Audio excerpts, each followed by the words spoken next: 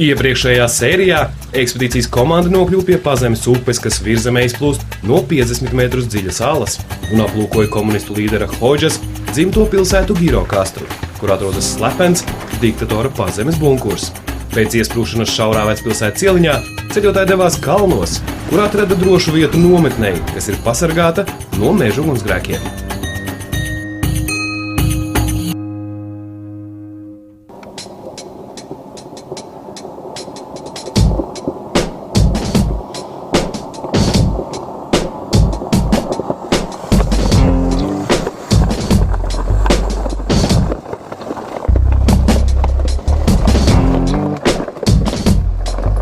Rīta agrumā pa Osomiju upes izžuvušo gultni ekspedīcija dodas uz rietumiem, jo šodien ir plānots sasniegt īpašu dabas veidojumu aptuveni 15 km garo kanjonu, kas atrodas upes augšsacē. Ceļotāji šobrīd atrodas Skrapari reģionā, kas Albānijā ir slavens ar vietējām tautas dziesmām un īpašu rākijas recepti. Skrapari reģionā visapdzīvotākā ir tieši Osomiju upes ieleja, jo visapkārt ir pietiekami nopietni kalni, un tos dažus ciematus, kas tur atrodas, vietējie sauc par grūti sasniedzamiem. Pirms doties uz Osumi kanjonu, ekspedīcijas komandai ir jāpapildina ūdens rezerves un, protams, jāietur maltīte mazā, tomēr cilvēku pārpilnā ceļmalas krodziņā.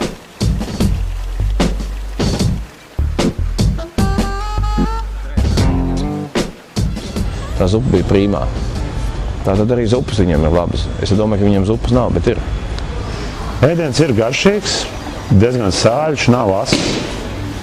Ēdiens ir būtībā dabisks, kas ir, man liekas, baigi svarīgi. Viņš tiešām ir, ēdiens ir pa īstam gatavots. Tā ir tā lielāka atšķirība no tā, ko mēs, teiksim, Latvijā līdzīgi tipu iestādēs varētu ēst, kā šeit, jebkurā ceļmalas krodziņā. Un, pirmkārt, kas ir forši, ka viņi paši iet ēst tajās ēstuvēs, jo ēstuves tā ēšana nav dārga. Ja mēs ticam tam, ko mums teica, ka tajā ienākuma līmenis ir plus mīnus līdzīgs Latvijas ienākuma līmenim, tad tā ēšana ir ļoti samērīga. Un ja tu vari vecpilsētas centrā iedzert kafiju pa 30 centīmiem, tad kāpēc to nedarīt? Pēc senas ikrīta tradīcijas, pirms doties ceļā, Intars iedarbina savu labāko draugu un padomdevēju – globālās pozicionēšanas iekārtu, lai visu dienu būtu informēts par savu atrašanās vietu Albānijas kalnos. Tomēr gids Andris neuzticas amerikāņu satelītiem, un, lai uzzinātu, vai virziens ir pareizais, ir gatavs pats labprātīgi doties pie ceļu policistiem. Jā, man patīk, ka viņiem tāda baigā komunikācija. Jā, viņiem patīk. Normāli. Man patīk, ka viņi tiešām sveicinās un pasaka labdien, labvakar, un viņiem ļoti tā komunikācija ļoti svarīga. Un to arī var just, un man tas arī ļoti patīk. Man arī patīk komunicēt. Bet tā viņi arī katru reizi sasveicinās, un viņiem nav pilnīgi nekādas problēmas arī atsveicināties atpakaļ, jo viņiem patīk komunicēt.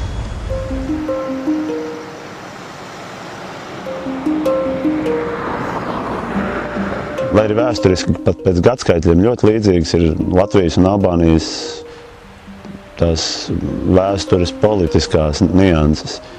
Abām valstīm ir bijuši 50 gadu režīmi, kas nav pašas tautas izvēlēti un kas mēģina iestāstīt tautai lietas, kuras tautai nav interesanti. Bet tā, kāpēc Latvijā cilvēki no tā kļuva nerunīgi, sāka noslēgties vai tā sajūta vismaz man tāda. Patiesībā to izskaidrot, kāpēc nav sabrucis cilvēks šeit, bet dzīvo tā, kā viņš ir dzīvojis vienmēr. Bet es nemācējuši tā izskaidrot, lai nemās vēsturnieki. Bet atšķirība bija liela, jā, ka šeit tā atvērtība un man liekas, pat cilvēku mīlestība ir tiešām acīm redzama. Iespējams, šejieniešu atvērtībai par iemeslu ir dienvidu saule un nesteidzīgais dienvidnieku dzīves ritms, vai arī īpašā mums dažreiz neizprotamā pasaules uztvere, bet varbūt dzidrais kalnu gaiss. no kura vismaz mums, līdzinuma cilvēkiem, bieži rodas atkarība un neizskaidrojama vēlme atkal un atkal atgriezties kalnos. Baznīciņa ir? Kārtē tev atzīmēt? Nav? Tad tas ir slikti, tad mēs nepareiz kaut ko kāžam. Viņi nevar to prekušēt atzīmēt. Viņi... Vai cik skaisti jopīgi. Pagri! Pagri! Pošt! Un pa kreisi. Poštu pa kreisi. Jā. Jā.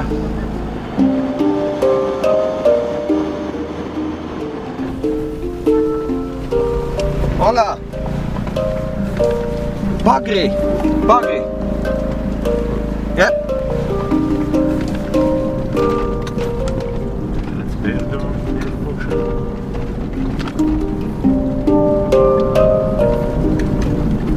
Iedomājies, tas autobus brauks pa šito pašu ceļu.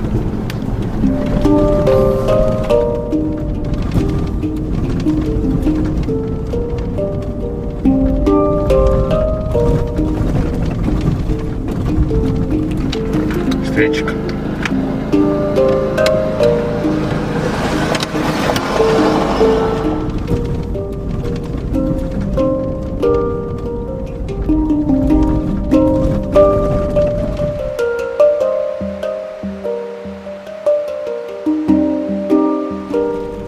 Uzlīkumotā un šaurā kalnu ceļa ekspedīcijas mašīnām ir neplānoti jāapstājas, jo pāri ceļam, klasiskā Latvijas ezīša vietā, šeit dodas tā saucamais klasiskais vidusjūras jeb Balkānu bruņurupucis.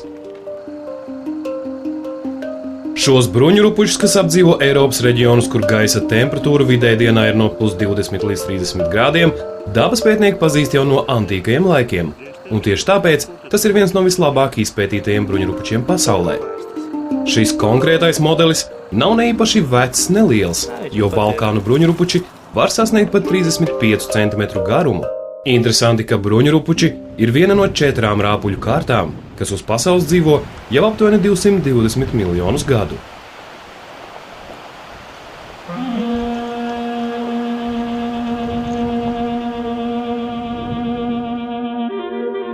Osumī kanjons ceļotāju priekšā uzrodas negaidīti.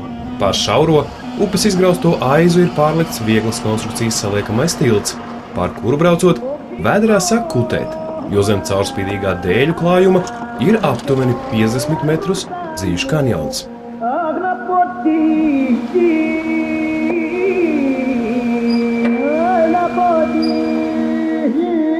Lai arī Osumī kanjons nav ne lielākais, ne dziļākais pasaulē, tomēr Albānijas nemitīgi mainīgajai un daudzkrāsainajai kalnu ainavai tas piešķir vēl vienu neaizmirstamu nokrāsu. Osumī kanjons ir aptuveni 15 km garš un 50 līdz 70 metrus dziļš.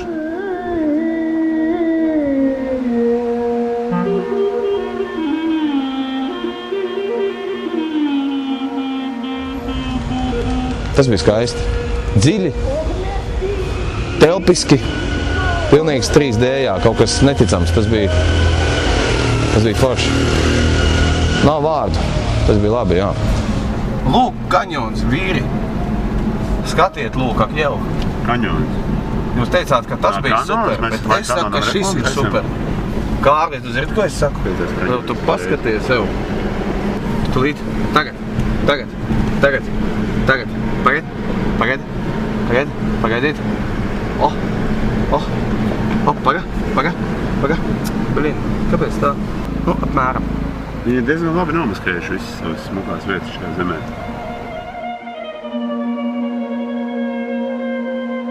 Lai arī lejā pie upes redzami mazi kazu un aitu bariņi, ceļotājiem tā arī netop skaidrs, kā varētu nokļūt ielejā. Stāvās miljoniem gadu ūdens skalotās klints sienas izskatās nepieveicamas. Bet jau trešais, saliekamais metāla tilts tikai pārceļ mašīnas uz otru kanjona malu.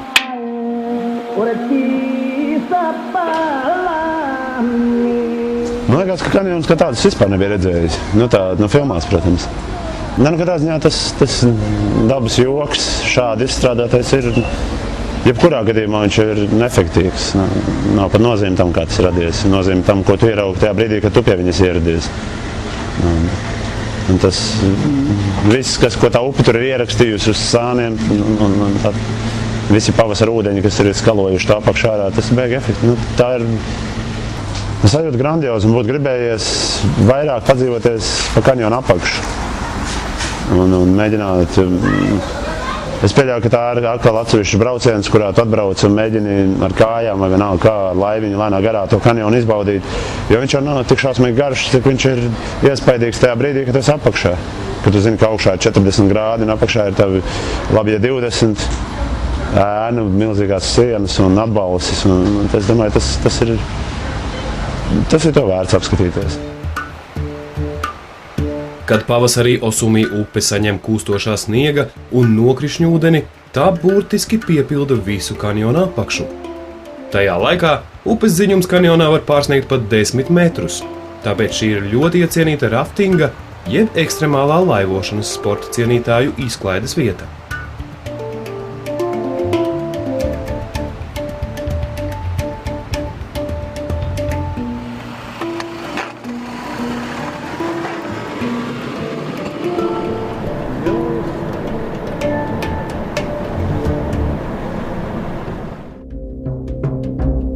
Kalnu ieskauto Polikānas pilsētu sāka celt 1960. gadā, kad Albānijas valdība šeit nolēma izveidot militārās rūpniecības centru. Slepenajā un daļēji slēgtajā pilsētā toreiz dzīvoja 12,000 iedzīvotāju, un šeit atradās vairākas munīcijas rūpnīcas un Kalašņikova automātu ražotne. 50. gados Padomju Savienība Kalašņikova automātu ražošanas licences oficiāli nodeva 18 valstīm, pārsvarā Varšavas bloka ietvaros. Tomēr ir interesanti, ka šī automāta kopijas ražoja arī nelegāli, un neviens pat nav mēģinājis saskaitīt, cik valstīs un kādā apjomā tas noticis. Populārā ieroča klonus ražo vēl pat mūsdienās. Piemēram, Polijā ir 2 aktīvi strādājošas Kalašņikova rūpnīcas, kurām ir pat filiāle Amerikā. Cik Kalašņikova automātu pusgadsimtu laikā saražots pasaulē, neviens nav skaitījis, tāpēc arī aplēses svārstās no 70 līdz 100 miljoniem eksemplāru. Pēc komunisma sabrukuma 90. gados Polikānā arī militārā rūpniecība beidz pastāvēt. Slepenā militārā pilsēta un tās iedzīvotāji nevienam vairs nebija vajadzīgi.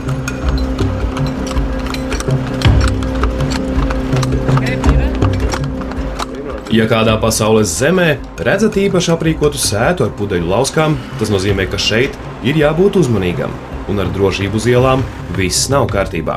Iespējams, ka šeit īpašā sēta ir palikusi vēl no tiem laikiem, kad pēc komunisma sabrukuma pilsētā bija milzīgs bezdarbs un visas no tā izrietošās sekas. Var izmantot arī šādus stiklus, kas ir no sekcijas. Nav te jebkādas, jā. Galvenais, lai Lai var sagriezties un sagriezt tieši to rokas daļu, kuru tu liec uz sēdu.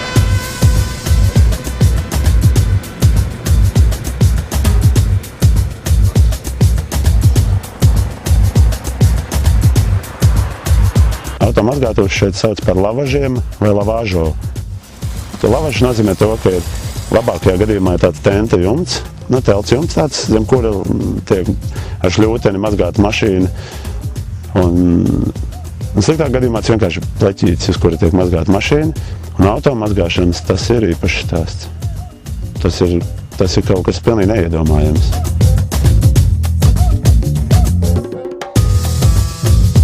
Ir kaut kāds attālums no punkta A līdz punktam B, un nav pilnīgi nekādas starpības, vai tā ir apdzīvota vieta, vai tu brauc pa ceļu starp apdzīvotām vietām.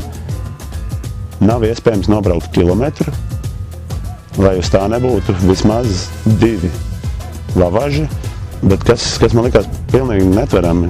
Es braucu uz dienvidu valsti, kalnainu valsti, bet ko var tā šķaidīties ar ūdeni. Tas nelikās reāli. Katra šī mazgāšana paņem ūdeni no kalniem, visticamāk, no reālas ūdens tilpnes, un vienkārši lej viņu ar visu šampūnu, ar visu tiek izgājuši zemē, un viņš aiztek prom. Tas man likās tā, ka tas nav iespējams. Kur var raut tik daudz ūdeni, lai 4 dienā mazgātu katru mašīnu? Liekas pilnīgi nereāli, ka te varētu nebūt problēmas ar ūdeni. Bet viņi nav. Un tas ir, tad mēs varam taisīt lavažus, mazgāt mašīnas un priecāties.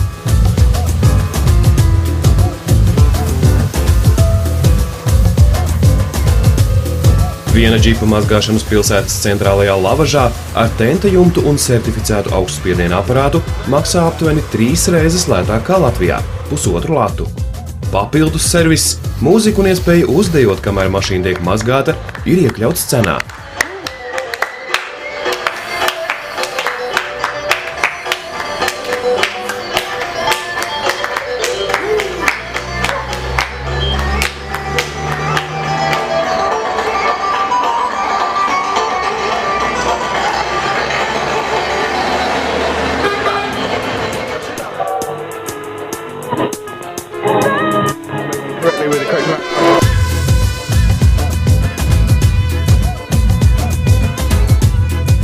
Lai arī Polikāna ir salīdzinoši maziņa pilsēta un ielas šeit nav mašīnām pārpilnas, tomēr sastrēgumu uz galvenajām pilsētas maģistrālēm notiek samērā bieži. Pilnīgi normāli ir, ka brauc es un pretī brauc mans kaimiņš. Mēs vienkārši apstājamies un papļāpājam par to, kā mums iet, kā iet sievai, vai dzemdības jau bija vai nebija. Un tas, ka, teiksim, kāda cita dzemdētāja stāv 3 mašīnas tālāk aiz manis, tam nav absolūti nekādas nozīmes. Jo nozīmes ir šim momentam, kad es un mans kaimiņš esam satikušies. Piemēram, neredzēju nevienu, kas psiho. Vispār kaut ko pateikt. Es tādu neredzēju, kas, teiksim, pa šādām problēmām īpaši satrauktos, ka mašīna ir atstāta uz ielas vai kā. Tā viņiem pilnīgi normāla lieta. Komunikācija pats svarīgākais Albānijā. Arī pats svarīgākais dzīvē, vai ne? Jo sabiedriskās attiecības ir pats galvenais, kā risināt lietas, vai ne? Nu, mēs pagaidām. Es domāju, nē, mēs pagaidām vēl. Steigas nav pilnīgi kāds. Viņi satraukt pīpina, teiksim, ja tu nebrauc pie zaļās gaismas. Tad tev uztaurē. Bet gadījumā, ja runājas kaimiņš ar kaimiņu, tā izstās pēc tādas svētas lietas, kad neiejaucies. Tu zini, ka tu pats arī kādreiz gribēsi parunāties, un tāpēc mierīgi pasēdi un paklausies pa gabalu, kā iet kaimiņiem. Tas dienvidnieku ritmiņš ir vienkārši lielisks. Pirmajā brīdī tas, protams, kaitina, bet pēc tam 2 nedēļām tu jau sāc, es nezinu, ne jau pierast, tu sāc vienkārši pieņem spēles noteikumus, ka tā tas ir, un beigās jau tu pats jūti, ka tu arī atslāpst. Ka tu vari pastāvēt tajā mašīna rindā un nav jāpsiho, nav tāpēc jāuztraucās. Tad taču ir avīze galā blakus sēdē, ka tev var palasīt, jo tā viņš ir noticis. Kaimiņš saticis un tev nebūs iejaukties. Bet jebkurā gadījumā mums kā ziemeļniekiem, vēsējiem vajadzētu, to mēs varētu baigi pamācīties. Vienkārši novērtēt, kas ir vērtība un kas nav vērtība. Un pilnīgi iespējams, ka tā saruna kaimiņi ir daudz vērtīgāka par to ārkārtīgi svarīgo biznesa projektu, uz kur tu esi sastrašojies skrien, tāpēc tu iespējams kavējies 2 minūtes.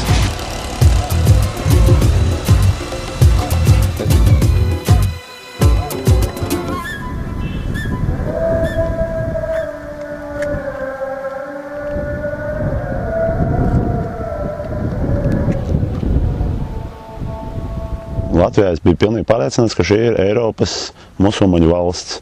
Ar ko mums saistās musulmaņu valsts? Tas saistās ar arābu valstīm, kurās tā ir radikāla reliģija.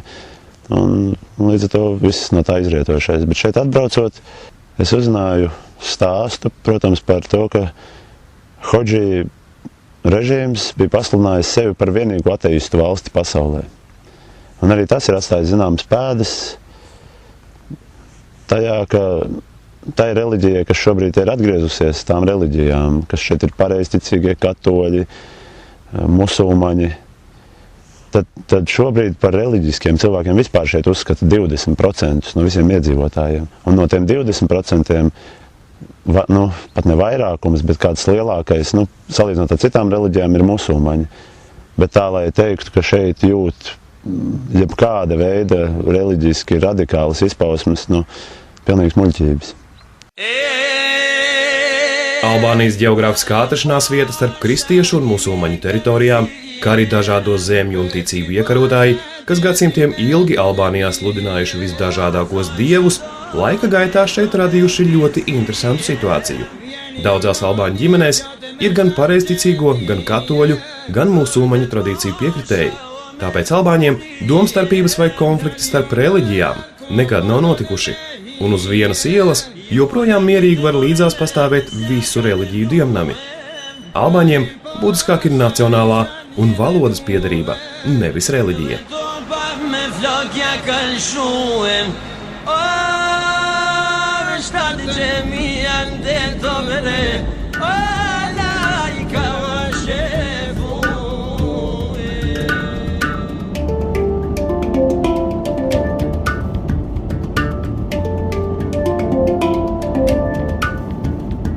Un tu brauc caur valstī un tu redzi, kā mainās reģioni, ka tu brauc, protams, nosacīti, jo tas nav tā ļoti uzkrītoši, bet, teiksim, dienvidos vairāk ir grieķu pareizticīgie, un tad vienkārši tu iebrauc Grieķijā, būtībā Albānijas dienvidos, tu esi nonācis Grieķijā. Tad ir ziemeļa reģionā, ziemeļa rietuma reģions, ir vairāk tā kā musulmaņu reģions, bet tā, lai varētu teikt, ka tu sajūti to atšķirību, nezinot viņu, es domāju, ka nē, jo, teiksim, Irānā nonākot, tu nevienā brīdī nevar teikt, ka tu neesi musulmaņu valstī, tu doties ir musulmaņu valstī. Vai, teiksim, Krievijā tu esi pareizticīgo zemē, kur tu tomēr dzīvo pēc kaut kādām noteiktām paražām šīs reliģijas un ievēro viņas, tad šeit nekā tāda nav.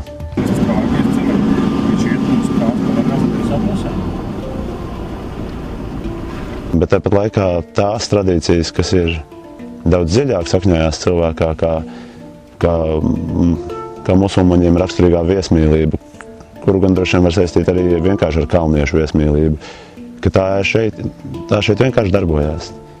Es domāju, ka šī valsts ir tā, kurā tev nav iespējams pazust. Tev vienkārši palīdzēs, tev teiks, nāc pie manis, paēd, parādīs ceļu tālāk. Ēzelīši, mazais, ēzelīši. Mazais, ko tu baidies?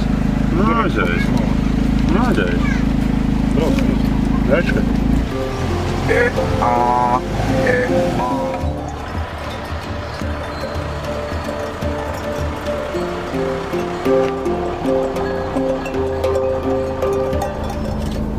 Zem labā rati nekas nepaliks. Tuvākajās dienās ceļotāji atklās, ka Albānijā līdzās islamam un kristietībai sabiedrībā ir ļoti izplatīta arī mājticība, kuru vislabāk var pamanīt māju un jaunbūvju aizsardzībā pret ļaunajiem gariem un skaudību. Nokļūstot senajā Berats pilsētā, ekspedīcijas komanda sadraudzēsies ar vecpilsētas iedzīvotājiem, kas dzīvo simtiem gadus vecās mājās. Bet vēlāk kalnos satiks vīru, kas aicinās doties ciemos pie viņa ģimenes. Kā pareizi, esot ciemos jālieto rākija, kāpēc Albānijā nedzer tēju, bet tikai kafiju, un kādas ir albāņiem raksturīgākās viesu uzņemšanas tradīcijas, uzzināsim ekspedīcijas 9. sērijā.